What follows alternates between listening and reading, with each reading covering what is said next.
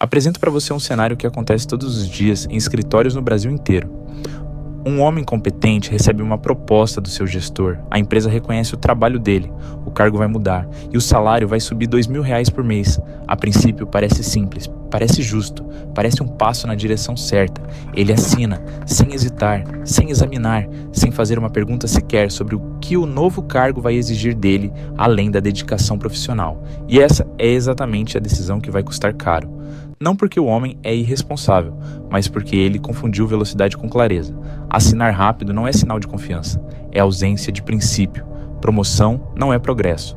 Na maioria das vezes, é uma transferência de controle disfarçada de recompensa. Durante anos, eu acreditei que as minhas decisões erradas eram só tropeço. O estoicismo me mostrou que cada escolha mal examinada não desaparece. Ela se acumula em uma corrente invisível que fecha o espaço para agir livremente. Não é o erro em si que rouba sua liberdade, é a repetição inconsciente dele. Agora, se você se vê nessa situação, quantas vezes você já confundiu um título novo com progresso real? Pense na última vez que um aumento veio acompanhado de despesas que você não previu. É exatamente isso que o estoicismo chama de preferível indiferente. Algo que parece bom, mas que sem exame te custa mais do que te dá. Na segunda semana, o gestor menciona, de forma casual, que o cargo exige presença em reuniões externas, que a empresa espera um nível de apresentação profissional condizente com a posição, que seria interessante ter transporte próprio para não depender de aplicativo em horários de pico. Cada frase soa como um conselho, mas na prática é uma cobrança nova, disfarçada de orientação.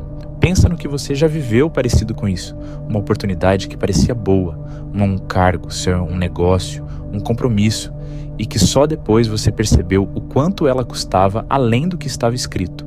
Você não ignorou as condições por burrice.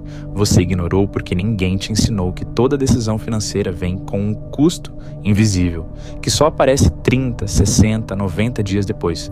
No terceiro mês, o custo aparece. O carro consome R$ 1.800 do aumento.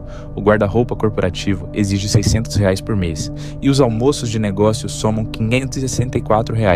3 despesas que juntas engolem os R$ 2.000 e ainda deixam um buraco de R$ 964. Cada despesa nova aperta um elo da corrente. O homem mal percebe que o salário extra evaporou e que agora ele entrega horas extras de graça. O que parecia promoção virou prisão disfarçada. Mais responsabilidade, menos controle. O custo real não está no contra-cheque, está no tempo que ele nunca mais vai recuperar. Espera, R$ 1.800 de carro, R$ 600 de roupa, R$ 564 de almoços. Você já está enxergando onde isso vai parar, não está? No 90º dia, o homem faz o que deveria ter feito no dia 1, examina os números. O aumento foi de R$ 2.000. Os custos novos são R$ 2.964. Ele está R$ 974 pior por mês. Trabalha mais, gasta mais, tem menos do que tinha. Mas o dano financeiro não é o pior custo, o pior é o tempo. O novo cargo exige chegar mais cedo, ficar mais tarde, estar disponível no WhatsApp corporativo. São 3 horas por dia que deixaram de ser dele.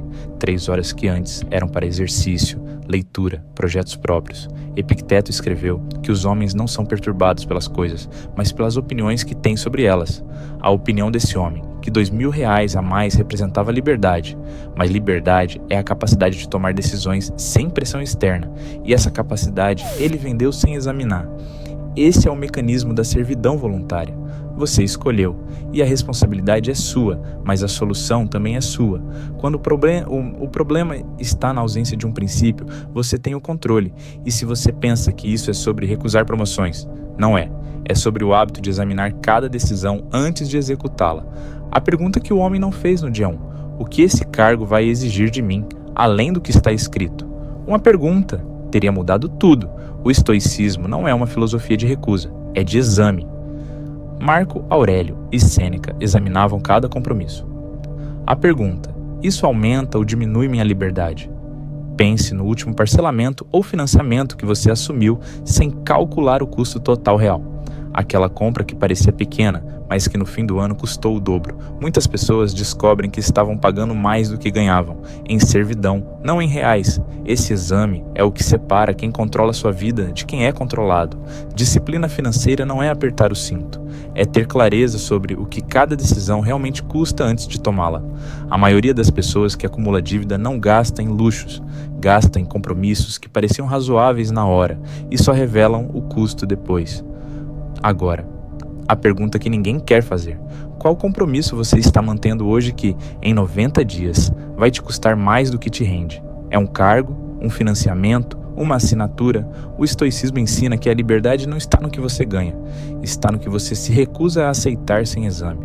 6 meses depois, o homem negocia a saída. Com clareza, ele retorna ao cargo anterior, ao salário anterior, e com algo que não comprava com os R$ 2.000 adicionais. 3 horas por dia de volta, 90 horas por mês que agora pertencem a ele. Isso é liberdade, a margem de manobra para decidir o que fazer com seu tempo.